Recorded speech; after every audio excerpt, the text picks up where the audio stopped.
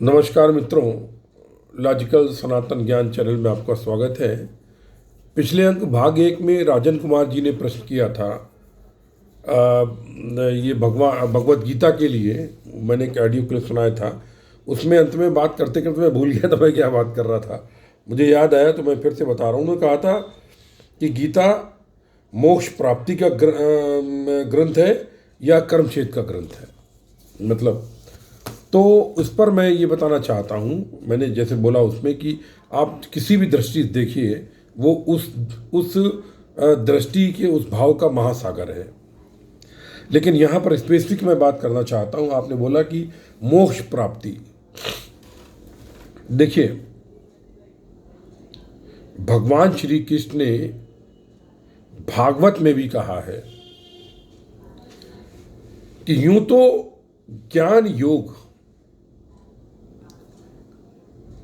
सर्वश्रेष्ठ कहा जा सकता है, लेकिन मुझे भक्ति का मार्ग पसंद है, अच्छा लगता है। क्यों? क्योंकि भक्ति का जो मार्ग होता है उसमें आप आरंभ करते हैं द्वैत से। मतलब आप अपना सर किसी के आगे झुकाते हैं और उसके बाद आप उसका नाम जप करते हैं, और फिर धीरे धीरे वो द्वैत जब परिपक्व हो जाता है, ये मैंने अपने अष्टज्ञान क्या नाम है, संक्षिप्त ब्रह्म ज्ञान प्रश्नोत्तरी में प्रश्न किया है और क्लिप भी डाली है उसमें दो कि तो उसमें आप क्या होता है, आपके अंदर अहंकार आने की संभावना नहीं रहती है, क्योंकि आपके अंदर दासत्व का भाव रहता है। और इसका संकेत तो भगवान शिव भी देते हैं। शिव के, आपने देखा शिव के पैर में कड़ा है। कड़ा पहले जो था, जो दास बिकते थे, जो गुलाम होते थे पहले दास, उनके पैरों में कड़ा होता था। ये दासत्व का प्रतीक है। दासत्व का मतलब ये कि मैं कुछ नहीं हूं, मेरा मालिक कोई और है। और ये भक्ति में जब द्वैत हमारा परिपक्व हो जाता है, तब वो हमारा इष्ट हमको दर्शन देता है। जैसे हम आप बात कर रहे हैं, और उसकी अगर इच्छा होती है तो वो आपको ज्ञान योग का अनुभव करा देता है। योग करा देता है आपको। और योग वास्तव में जो होता है, जो वेद महावाक्यों के अनुभव हैं, अहम ब्रह्मास्मि, अयम आत्मा ब्रह्म, तत्त्वमसि, प्रज्ञानमसि, और जो सार वाक्य है सर्वखदम ब्रह्म, इनके अनुभवी योग हैं, ये भी करा देता है। लेकिन ये जो योग होता है, ये ज्ञान योग होता है। हम ब्रह्मास्मि, मतलब हम ही ब्रह्म हो गए, क्या है, हमसे बड़ा कोई नहीं। तो मनुष्य के अंदर अहंकार आने की संभावना रहती है, क्योंकि तो हम ही ब्रह्म है, तो हम किसके आगे सर झुकाएं। लेकिन भक्ति योग जो होता है, उसमें बार बार यही सोच, हे प्रभु तेरी क्या लीला है, तूने इस पापी को कहां से कहां पहुंचा दिया, क्या क्या अनुभव करा दिए प्रभु। मैं तेरे चरणों में सदैव लीन रहना चाहता हूँ। ये आनंद रहता है। और भक्ति योग में अहंकार का कोई स्थान नहीं है। भक्ति योग में तो बस केवल समर्पण और ईश प्राणिधान ही रहता। अति होती है, बताऊँ मैं आपको, ईश प्राणिधान की और समर्पण की भक्ति योग में। अब देखिए, लेकिन यदि आपको मोक्ष प्राप्त करना है तो आपके अंदर से तीनों गुण निकल जाने चाहिए, न सत्वगुण, न तमोगुण, न रजोगुण। क्योंकि मार्ग में चाहे सोना हो, चाहे चांदी हो, चाहे हीरे हो, चाहे कंकड़ हो, बोझ सभी है। तो मोक्ष के लिए आपको आपकी आत्मा के चारों कोई भी संस्कार का, कोई भी भाव का, किसी भी गुण का आवरण ना रहे। यहां तक कि अगर आपको सिद्धियां भी हैं तो आपको मोक्ष नहीं मिलेगा। आपको सिद्धियां भी किसी को दे करके निकलना पड़ेगा। पूरे जब आप खाली हो जाएंगे तभी मोक्ष मिलता है, ऐसे नहीं मिलता है। और उसको भगवान श्री कृष्ण दे सकते हैं।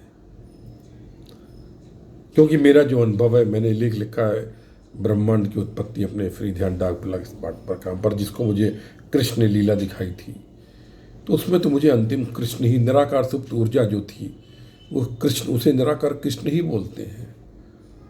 और जो मैंने देखा था उसमें एक आसन पर मैं, श्री कृष्ण बैठे थे निराकार, दाईं तरफ निराकार शिव खड़े थे, बाईं तरफ निराकार शक्ति खड़ी थी, और उनके आगे बड़ा सा मैदान था, उसमें शतरंज खेली जा रही थी, लोगों की उनको क्षय मात दिया थी, और कृष्ण की कुर्सी के पीछे मैं खड़ा देख रहा था कि जगत कैसे चल रहा है।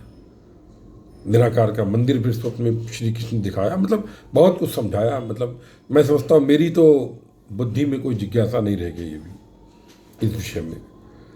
तो वो भक्ति योग के द्वारा जो है, अच्छा दूसरी चीज़ क्या होती है, सांख्य की जो आप बात कर रहे हैं, संन्यास जो होता है, ये सांख्य में क्या होता है, आप भक्ति योग में क्या करते हैं, आप भक्ति योग में किसी को आधार मानते हैं, मतलब मंत्र जब लेकर के ध्यान में त्राटक करके किसी की फोटो को, मूर्ति को अपने नेत्र में देखना चाह करते, तब आपकी कुंडली शक्ति जागृत होती है।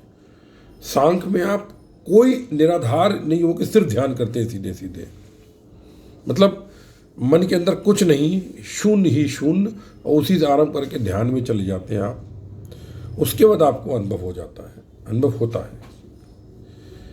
तो जब आप निरालंब आगे बढ़ते हैं तो आपको आलंब की महत्ता महसूस नहीं होती है कि आलंब का महत्व क्या है। और दूसरी बात क्या है कि जो भक्ति का जो योग है, इसमें रस बहुत है, क्योंकि जो प्रेमाश्रु निकलते हैं, यदि आपके निकलते हैं तो आप भाग्यशाली हैं। ईश्वर का नाम लेते ही आंखों से जो आंसू निकलने लगते हैं, उनके अंदर जो आनंद मिलता है, आहा हा, क्या आनंद है, क्या आनंद मिलता है। ईश्वर को याद करते ही, उसकी कथा सुनते ही, उसकी पाठ करते ही, देखते ही आंखों से जो बिना आवाज़ के नेत्रों से जो पानी गिरता है, कितना आनंद देता है। जगत के लिए जब आप रोते हैं तो आपकी शक्ति घटती है, ईश्वर के लिए परमाणु से रोते हैं तो आपकी शक्ति बढ़ती है, याद रखिए। और इसके भी आगे यदि आपका इष्ट चाहता है तो आपको रामरस मिल जाता है।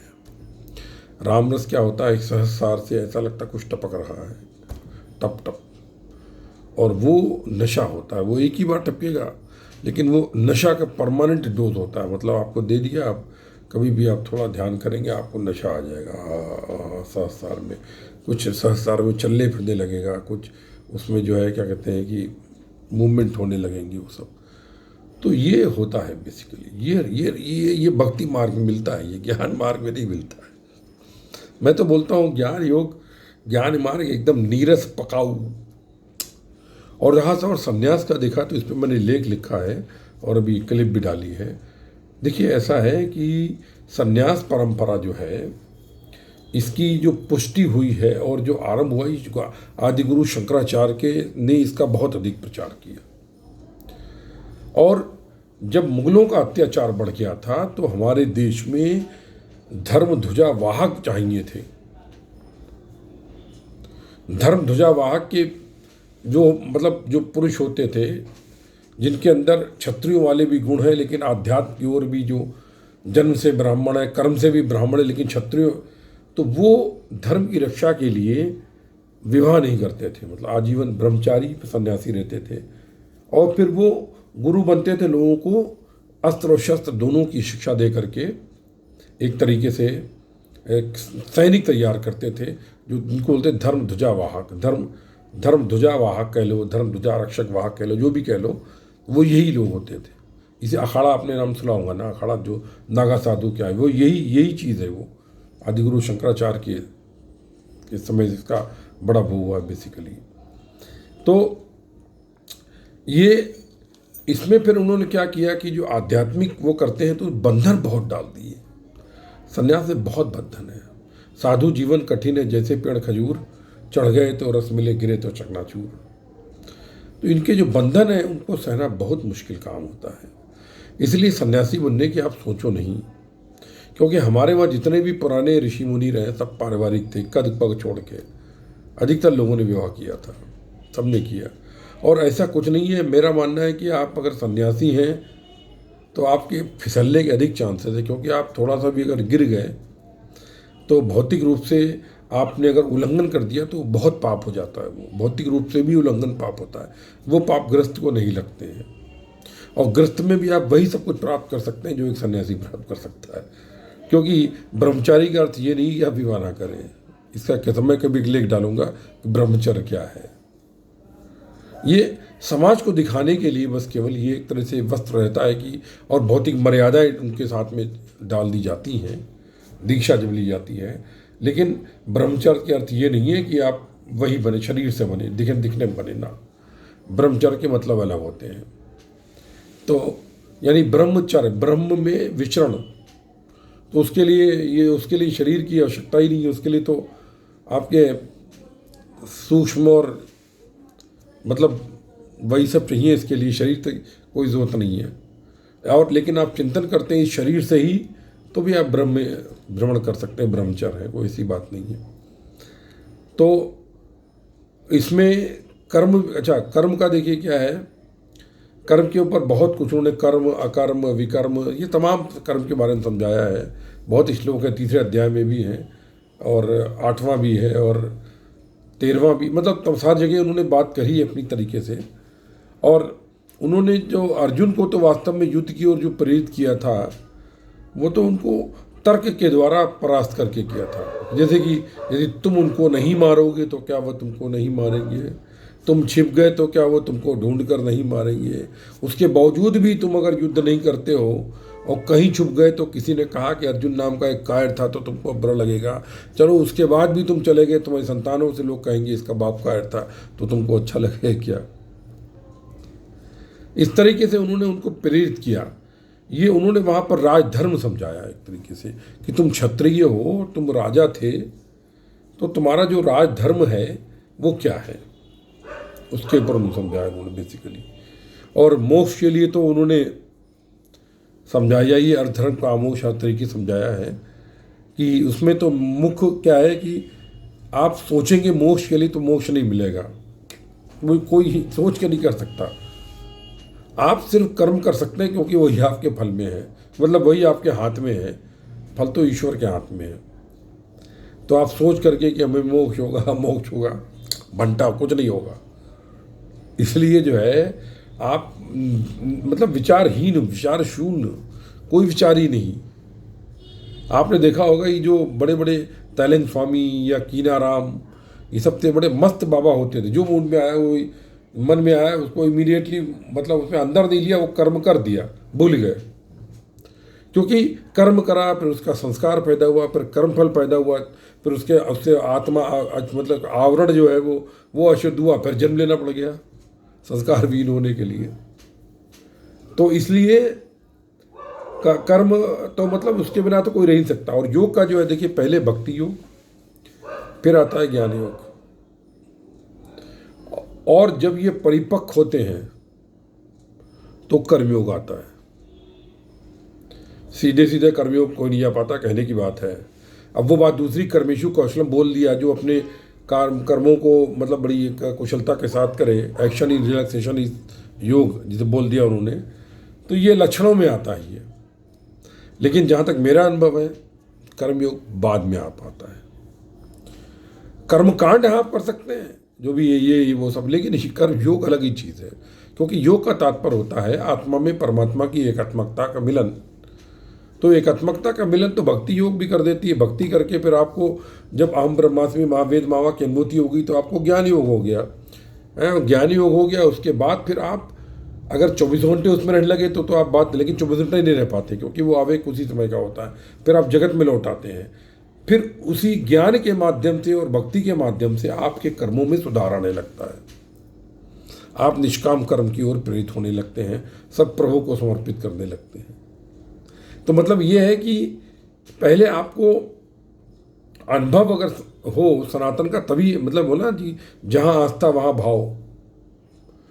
मात्र आस्था आरंभ में जरूरी, लेकिन जब ये आपको हो जाता है तब आपको लगता है कि हाँ कुछ है, और फिर आपके कर्म धीरे धीरे सुधरने लगते हैं। लेकिन फिर भी बहुत संभल के रहना पड़ता है, क्योंकि जगत जो है ये बहुत स्ट्रांग है। ये जितना मजबूत योग है उतना मजबूत भोग है, कमज़ोर नहीं है वो। जितना मजबूत राम उतना मजबूत रावण है। बहुत सतर्क होकर चलना पड़ता है। मीराबाई ने लिखा ना, बड़ी कठिन है राह पानीघट की, तलवार की धार पे चलना होता है। कबीरदास का दोहा है कुछ। तो उसमें बहुत ध्यान, इसको आसान न मत लीजिए आप।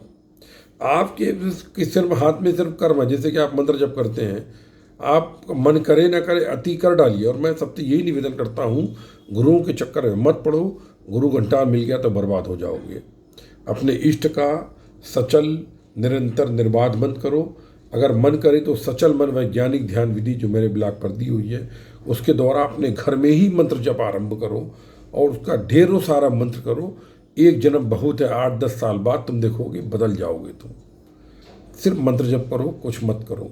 ये मंत्र जप तुमको गुरु से ज्ञान तक, भौतिक सुखों से मोक्ष तक पहुंचाने की क्षमता रखता है। इधर उधर भटको मत, अपने पर यकीन करो, अपने इष्ट पर श्रद्धा रखो और मंत्र जप में जुट जाओ। जय गुरुदेव, जय महाकाली। आप सभी के हृदय में उपस्थित परम ब्रह्म को नमस्कार करता हूँ। सर्वस्व ब्रह्म, सर्वत्र ब्रह्म।